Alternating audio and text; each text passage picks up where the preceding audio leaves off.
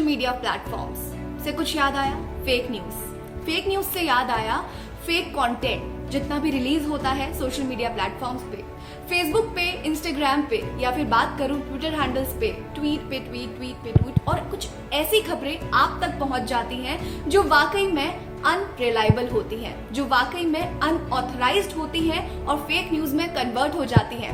फिर TV channels पे आप लोग भी देखते हैं फैक्ट चेक।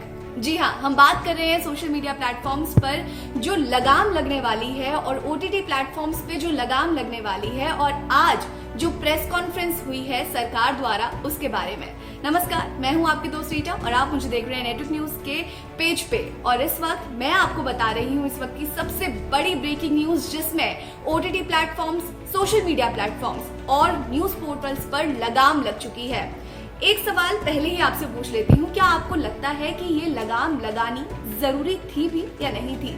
क्या सोशल मीडिया प्लेटफॉर्म्स पर लगाम लगनी जरूरी थी? ओटीटी प्लेटफॉर्म्स पर जैसे कि नेटफ्लिक्स हो गया, अमेजॉन हो गया, और भी बहुत सारी जितने भी आप वेब सीरीज देखते हैं, जितने भी आप वेब पोर्टल्स पे चीजें देखते हैं, वो सारी चीजें ओटीटी प्लेटफॉर्म्स के अंदर आती हैं, जिससे आज सरकार ने गाइडलाइंस जारी की हैं। आज बताया है कि इन सारे प्लेटफॉर्म्स के लिए जो लगाम है वो कैसे लगानी चाहिए और आपको अब कैसे काम करना पड़ेगा। यानी कि मैं कहूँ कि मैकेनिज्म जो है आप लोगों का एक तरह से ड्राइव कर दिया गया है, एक पाथ, एक रूट जो है वो आप लोगों को दे दिया गया है। तो सारी चीजों के बारे में ब्रीफली समझेंगे और विस्तार से समझेंगे, लेकिन मेरे सवाल का जवाब कमेंट बॉक्स में पहले जरूर दीजिएगा कि सोशल मीडिया पर लगाम लगाना सही या गलत। कमेंट बॉक्स में जवाब दीजिए। सबसे पहले समझते हैं कि आखिर ये हो क्यों रहा है।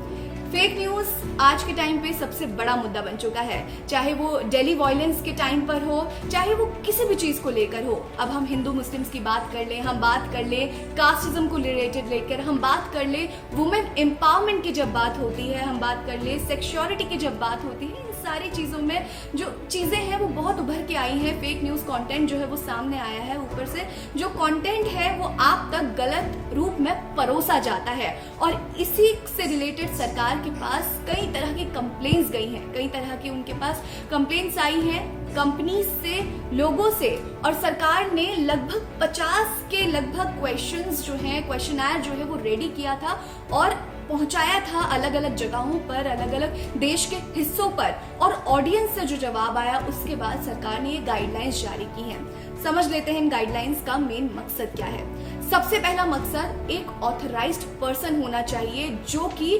जवाबदेही देगा, जो कि जवाबदारी लेगा आपकी हर चीज का। आपने जो भी चीज पब्लिश की है, आपका जो कंटेंट जा रहा है, आपकी जितनी न्यूज जा रही है, और मैं बात करूं सोशल मीडिया पे आप जो भी पोस्ट कर रहे हैं उसकी जवाबदारी आपने लेनी पड़ेगी। ये कि वुमेन्स के खिलाफ जितने भी गलत चीजें होती हैं, हम अगर सेक्सिज्म से लेकर बात कर ले, हम बात कर ले बहुत न्यूडिटी वाली चीजें जो शो करना पब्लिकली, इन चीजों को लेकर भी आपको अपने प्लेटफॉर्म्स पे बहुत ज्यादा दायरा बनाना पड़ेगा अपना, ये चीज आपको मेंटेन रखनी पड़ेगी।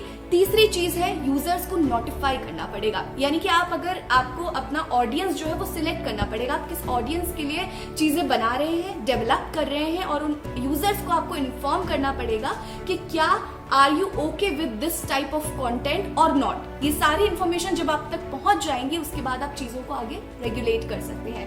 मेन मुद्दे ये हैं इन चीजों को करने के। सोशल मीडिया पे सबसे पहले आते हैं। सोशल मीडिया प्लेटफॉर्म्स पर जो चीजें बनाई गई हैं, जो चीजें रेगुलेट की गई हैं, गाइडलाइंस दी गई हैं, वो क्या है, सबसे पहले उनको समझ लेते हैं। सोशल मीडिया प्लेटफॉर्म्स को दो पार्ट्स में डिवाइड कर दिया गया है। एक है सिग्निफिकेंट सोशल मीडिया, दूसरा है नॉन सिग्निफिकेंट। अब सवाल जाहिर सी बात है आपके जहन में भी उठा होगा कि आखिर ये है क्या सिग्निफिकेंट, नॉन सिग्निफिकेंट, क्योंकि सोशल मीडिया तो सोशल मीडिया है भैया, फेसबुक, इंस्टाग्राम, ट्विटर, ये सारी चीजें। लेकिन एक्चुअली में सिग्निफिकेंट एंड नॉन सिग्निफिकेंट इसलिए डिवाइड किया गया है कि एक आम इंसान होता है, एक कंपनी होती है, कंपनी के फॉलोअर्स, रीच बहुत ज्यादा होती है, एक आम इंसान की रीच कम होती है। अगर आपकी रीच 5 लाख से ऊपर है देन उसमें आप सिग्निफिकेंट कैटेगरी में आ जाते हैं, और जिस दिन आपकी रीच सिग्निफिकेंट कैटेगरी में आ जाएगी उस दिन आपको 3 नॉर्म्स को, यानी कि 3 स्टेप्स को, 3 जो आपके लेवल्स हैं उनसे होकर गुजरना पड़ेगा। अब लेवल से होकर गुजरना पड़ेगा मतलब है अब 3 जो पहरेदारी है, 3 लेवल से आप गुजरेंगे, उनका मतलब है कि 3 चीजों पे आपको मेन फोकस करना पड़ेगा। सबसे पहली चीज होगी चीफ कंप्लेन ऑफिसर, यानी कि आपको एक अपना चीफ कंप्लेन ऑफिसर तैयार करना पड़ेगा किसी भी कंपनी को या फिर किसी भी सोशल मीडिया हैंडलर को जिसके 5 लाख से ऊपर या फिर जो सिग्निफिकेंट कैटेगरी के अंदर आता है। दूसरी चीज एक नोडल ऑफिसर बनाना पड़ेगा। अब नोडल ऑफिसर से मेरा मतलब है, मान लीजिए आपके पास कोई भी कंप्लेन आई या फिर आपकी न्यूज, आपके पोस्ट से रिलेटेड आपके पास कुछ कंप्लेन गई, तो उसकी जो जवाबदारी देगा, सरकार को जो इन्फॉर्म करेगा जो चीजें मतलब जिसका कॉन्टैक्ट होगा, 1-to-1 इंटरेक्शन जिसका होगा, वो नोडल ऑफिसर होगा, जो आपके कोर्ट तक आपकी चीजों को लेके जाएगा, आपकी बात सरकार के सामने रखेगा। आपको एक ऐसा ऑथराइज्ड पर्सन बनाना पड़ेगा। तीसरी चीज है एडिशनल ऑफिसर आपको रेडी करना पड़ेगा जो कि सारी चीजों को मेंटेन करेगा। सोशल मीडिया के लिए एक बहुत बड़ी और अहम चीज है कि आपका इंडिया में रेजिडेंशियल एड्रेस होना बहुत जरूरी होगा अगर आप सोशल मीडिया प्लेटफॉर्म जो है वो हैंडल कर रहे हैं और रन कर रहे हैं। तो यानी कि इंडिया में आपको एक तो सिटीजनशिप तो अलग हो गया, लेकिन रेजिडेंशियल आपका प्रॉपर इंडिया में एक ऑफिस एड्रेस होना ही चाहिए, तभी आप ऑथराइज्ड माने जाएंगे। सेकंड पॉइंट है कि आप जो भी चीज पब्लिश कर रहे हैं, जो भी चीज आप डालेंगे अपने सोशल मीडिया प्लेटफॉर्म्स पर, उनकी जो इंफॉर्मेशन है, we are not talking about the registration process, we are talking about the आपकी जो इंफॉर्मेशन है, आपका सोर्स जो है, उसकी आपको पूरी समझ होनी चाहिए। क्योंकि अगर आपकी वो जो खबर या फिर पोस्ट है वो गलत निकली तो आपके पास उसका जवाब देने के लिए सोर्सेस होने बहुत जरूरी होंगे। थर्ड पॉइंट है कि अगर आपको सरकार को, आपके पास कोई भी कंप्लेन आई या तो सरकार की तरफ से या फिर कोर्ट की तरफ से, तो उससे रिलेटेड जितनी भी चीजें हैं आपको मंथली रिकॉर्ड जो है, मान लीजिए आपके पास मंथ में जितनी भी कंप्लेंट्स आएंगी उसका रिकॉर्ड जो है वो सरकार को देना पड़ेगा मंथली बेसिस पे। ये सेकंड पॉइंट है जो कि आपको बहुत गौर से जिस पे ध्यान देना पड़ेगा। आपको हर एक रिपोर्ट मेंटेन करनी पड़ेगी। तीसरी चीज, आपने देखा होगा न्यूज चैनल्स में जब भी न्यूज चैनल से कोई गलती हो जाती है या फिर कोई गलत खबर वो लोग छाप देते हैं तो एक टीजर या फिर टिकर टाइप का नीचे चलाते हैं कि हमसे माफी चाहिए, हमसे गलती हो गई, हमने ये खबर गलत दिखाई, और अ टाइप ऑफ अपोलोजाइज। आपको भी अपनी खबर के लिए, आप चाहे अपनी खबर डिलीट करते हैं, चाहे अपनी पोस्ट को हटाते हैं, डिसेबल करते हैं, उसके लिए आपको प्रॉपर रीजन देना पड़ेगा कि आपने क्यों किया है। दूसरी चीज, आपको उसके लिए माफी मांगनी पड़ेगी अपने यूजर से, एज इट इज जैसे टीवी में होता है। ये सारी चीजें सोशल मीडिया वालों के लिए भी बहुत इंपॉर्टेंट बन चुकी है आज की डेट में। ये कुछ ऐसे पॉइंट्स थे जिनको जानना आपके लिए जरूरी हो जाता है। उसके अलावा अगर आपके पास कोर्ट से कोई नोटिस आता है या फिर आपके पास सरकार की तरफ से कोई नोटिस आता है, कंप्लेन आती है, तो आपको अपनी उस पोस्ट को, अपनी उस खबर को पूरे 24 आवर के अंदर उसको हटाना पड़ेगा। अगर आपने 24 आवर के अंदर उसको नहीं हटाया तो 72 आवर्स के अंदर आपके खिलाफ कोई भी कार्रवाई हो सकती है, यानी कि आपको 5 साल तक की जेल भी हो सकती है, और उसके अलावा जो प्रोविजंस होंगे उसके तमाम तौर पर आपको कार्रवाई आपके खिलाफ होगी और आपके खिलाफ एक्शन लिया जाएगा। इस बात का खास ख्याल रखें कि अगर कोई भी कंप्लेन आए तो 24 घंटे के अंदर उस वीडियो को रिमूव करें। उस वीडियो को रिमूव करने का रीजन आप प्रोवाइड करेंगे, उसके लिए आप माफी मांगेंगे। ये सारी चीजें अब आपको एक फ्लो और एक डायरेक्शनल वे में करनी पड़ेंगी। आपकी पेज से, आपकी पोस्ट से कोई भी चीज अगर हटती है उसका प्रॉपर रीजन आपको देना पड़ेगा। अब हम बात करते हैं अपने नेक्स्ट पॉइंट की तरफ, जो कि ये है कि आपको एक ऑथराइज्ड पर्सन ढूंढना पड़ेगा, आपको एक ऑथराइज्ड कंपनी या फिर एक ऑथराइज्ड सोशल मीडिया हैंडल लेना पड़ेगा जो कि इंडिया से वेरीफाइड हो। मैं ऐसे आपको क्लियर अगर आप शब्दों में समझना चाहें तो ऐसे समझ सकते हैं कि आपका जो नंबर है जिस अकाउंट से बना है वो इंडियन होना चाहिए, या फिर आप जहां से भी है वो होना चाहिए, ताकि आपकी लोकेशन जो है वो पता चल सके सरकार को, और साथ ही साथ आपका सिम कार्ड जो है वो भी एक ऑथराइज्ड रूप में होना चाहिए जो कि सामने आएगा। ये सारी चीजें इंपॉर्टेंट हो जाती हैं इस तौर पर समझने के लिए कि क्या लागू सरकार ने आपके लिए किया है सोशल मीडिया प्लेटफॉर्म्स और ओटीटी प्लेटफॉर्म्स। अभी तक सोशल मीडिया प्लेटफॉर्म्स की हम बात कर रहे हैं, इसी में एक और मेन इंपॉर्टेंट पॉइंट है कि इन सारे कानूनों को को, इन सारे लॉज को, जो भी आज गाइडलाइंस जारी हुई हैं वो 3 महीने बाद लागू की जाएंगी। यानी कि आप लोगों के पास 3 महीने का पूरा प्रॉपर वक्त है। अगर आपने कोई भी न्यूडिटी कंटेंट अपने उसमें डाला हुआ है, अपने पेज पे डाला हुआ है, या फिर विदाउट एनी, मतलब अगर आपके पास उसका कोई प्रूफ नहीं है उस खबर का, उस पोस्ट का, आप उसको 3 मंथ्स के अंदर उसको रिक्रिएट कर सकते हैं और उसको रिमूव कर सकते हैं।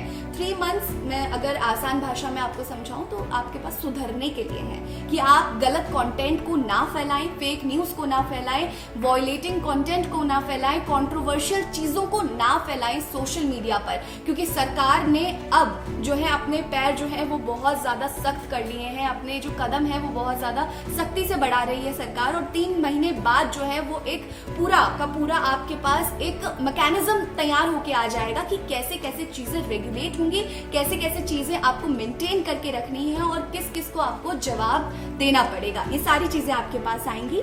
अब मैं बात करूं कि अगर ओटीटी प्लेटफॉर्म्स की अगर हम बात करते हैं तो जैसे कि हम सबको पता है कि फिल्म्स, मूवीज, इन सारी चीजों के लिए सेंसर बोर्ड होता है। लेकिन टीवी की अगर मैं बात करूं तो टीवी जो है वो सेल्फ रेगुलेशन खुद पे करती है, सेल्फ रेगुलेटरी सिस्टम है। अब सरकार ने भी पहले सारी ओटीटी प्लेटफॉर्म से बात की थी और कहा था कि या तो आप खुद सेल्फ रेगुलेशन कर लीजिए, नहीं तो फिर हमें करना पड़ेगा। 3 दौर की जब बातें हुई तो 3 दौर के बाद भी जब ओटीटी प्लेटफॉर्म्स का कंट्रोल खुद पे नहीं रहा तो उसके बाद सरकार को गाइडलाइंस जारी करनी पड़ी। और इन गाइडलाइंस के तहत ओटीटी प्लेटफॉर्म्स के लिए क्या है, अब ये समझ लेते हैं। सबसे पहले है कि इंफॉर्मेशन देनी पड़ेगी ओटीटी प्लेटफॉर्म्स को हर चीज की। रजिस्ट्रेशन की बात यहाँ पर भी नहीं हो रही है, आपको कोई रजिस्ट्रेशन नहीं करवाना है। आपने जो फीड किया है, आपने जो कंटेंट तैयार किया है, उसकी इंफॉर्मेशन, रीजन, सोर्स, हर चीज आपको एक्सप्लेन्ड वे में सरकार को प्रोवाइड करना पड़ेगा अगर आपसे कुछ पूछा जाता है तो। थर्ड चीज है सेल्फ रेगुलेशन आपको करना पड़ेगा खुद पर। यानी कि जैसे टीवी चैनल्स वाले करते हैं कि आपको ये कंटेंट नहीं दिखाना है तो आप नहीं दिखा सकते हैं, आप हिंसा नहीं फैला सकते हैं, आप कंट्रोवर्शियल चीजें नहीं बता सकते हैं, गाली गलौज, अभद्र चीजें आप अपने थ्रू नहीं शो कर सकते हैं। और अगर ऐसा करते हैं तो 13+ का जो क्राइटेरिया है इसके अंडर आपको काम करना पड़ेगा। आपको एज रेस्ट्रिक्शन का जो पूरा प्रोसेस होता है इस पे वर्क करना पड़ेगा, अपना मैकेनिज्म तैयार करना पड़ेगा, कुछ ऐसा करना पड़ेगा खुद ओटीटी प्लेटफॉर्म्स को, ताकि उनके जो यूजर्स हैं वो डिवाइड हो जाए, डिविजनल हो जाए, कि बच्चे जो है कुछ ऐसे कंटेंट को ना देख सके। ये सरकार ने बोला है कि ओटीटी प्लेटफॉर्म्स, जो ओटीटी कंटेंट मेकर्स हैं, ये खुद भी करेंगे और जो फैमिली मेंबर्स हैं, घर वाले हैं, वो भी करेंगे। कुछ ऐसा आपको मैकेनिज्म रेडी करना होगा। अभी इसका कुछ साफ तरीके से एक्सप्लेनेशन नहीं दिया गया है सरकार द्वारा। 3 महीने तक का वक्त सरकार ने मांगा है कि 3 महीने बाद जब आपके पास सारी चीजें मैकेनिज्म के तौर पे आ जाएंगी तब आपको डायरेक्टली चीजें समझ आ जाएंगी। न्यूज पोर्टल के लिए फिलहाल कुछ ऐसी बहुत बड़ी चीज नहीं है, सिर्फ और सिर्फ इतनी सी बात है कि खुद को सेल्फ रेगुलेटर बनाना पड़ेगा। फेक न्यूज और हिंसा और कोई भी गलत इंफॉर्मेशन को आप प्रोवाइड नहीं करवा सकते हो डिजिटली अपने ऑडियंस को। आपकी ऑडियंस को अगर आप कुछ ऐसा प्रोवाइड करवाते हो तो आपको भी आपके खिलाफ जो कंप्लेन होगी उसकी जवाबदारी आपको लेनी पड़ेगी, जवाबदेही आपको देनी पड़ेगी। और दूसरी चीज ये है कि अगर आपके पास कोई कंप्लेन आती है तो उसको 24 घंटे के अंदर न्यूज पोर्टल्स को भी हटाना पड़ेगा। नहीं हटाया तो 72 आवर्स के अंदर आपके खिलाफ एक्शन हो सकता है। ये कुछ मेन पॉइंट्स हैं जो सरकार ने अभी सामने रखे हैं। हालांकि कुछ भी चीज ऐसे एक्सप्लेन्ड वे में या फिर क्या तरीका होगा, कौन कौन सी इसमें अथॉरिटीज आएंगी, कौन कौन से मिनिस्टर्स होंगे, कौन कौन से नोडल ऑफिसर बनाने पड़ेंगे, कंपनी को भी, और सरकार कौन सी ऐसी एक बेंच बनाएगी, और मैं बात करूं कि कौन सी ऐसी फर्म बनाएगी जिसके तौर पर सारा काम होगा, ये अभी कुछ ऐसा फिक्स नहीं हुआ है, ना ही ब्रीफ किया है सरकार ने अपनी तरफ से। लेकिन आपके लिए एक अल्टीमेटम जारी हो चुका है। अगर आप सोशल मीडिया प्लेटफॉर्म हैंडल कर रहे हैं, अगर आप डिजिटल प्लेटफॉर्म हैंडल कर रहे हैं, अगर आप ओटीटी प्लेटफॉर्म हैंडल कर रहे हैं, या फिर कोई भी न्यूज पोर्टल आप हैंडल कर रहे हैं, तो 3 महीने तक का आप सभी लोगों को वक्त दिया गया है, जिसमें सुधरने का एक मौका है कि फेक कंटेंट को ना फैलाएं, रॉन्ग न्यूज को, रॉन्ग इंफॉर्मेशन को ना फैलाएं आगे, और फैक्ट चेक का जो फंडा टीवी चैनल्स अपनाते हैं वो आप भी अपनाएं और सही इंफॉर्मेशन को देश के बाहर और देश के अंदर भी आप बहुत तरह से स्प्रेड कर सकते हैं। एक इंपॉर्टेंट चीज मैं आपको बताना भूल गई, अगर आप इंडियन हैं, अगर आपकी जो खबर है, मान लीजिए कोई ट्वीट हुआ, वो वायरल हुआ फॉरेन में, मतलब वर्ल्ड वाइड वायरल हुआ, इंडिया के बाहर से वायरल होता है, लेकिन सरकार एक्शन उस पे नहीं लेगी। सरकार एक्शन इस चीज पे लेगी कि इंडिया के अंदर सबसे पहले उस चीज को वायरल किसने किया था, उस चीज को पोस्ट किसने किया था, उस चीज को रीट्वीट और फैलाया किसने था। इस चीज की जवाबदेही आपको देनी पड़ेगी। ये बहुत बड़ा एक प्रोविजन है, ये बहुत बड़ा एक मैं कहूंगी कि जोड़ा हुआ है उस पूरे कानून में, पूरे एडवाइजरी में सरकार ने आपके लिए, सोशल मीडिया प्लेटफॉर्म्स के लिए। तो मेरा सवाल अभी भी आपसे सिर्फ इतना ही है कि क्या ये जो सेल्फ रेगुलेशन वाली चीज है और क्या जो सोशल मीडिया पर लगाम लगाने की सरकार की ये पहल है, ये सही है या गलत है? आपको क्या लगता है? कमेंट सेक्शन में कमेंट करके हमें जरूर बताएं। बने रहिए हमारे साथ नेटिव न्यूज में, तब तक के लिए नमस्कार। आप देख रहे हैं नेट्रिक न्यूज, साहस सच कहने का।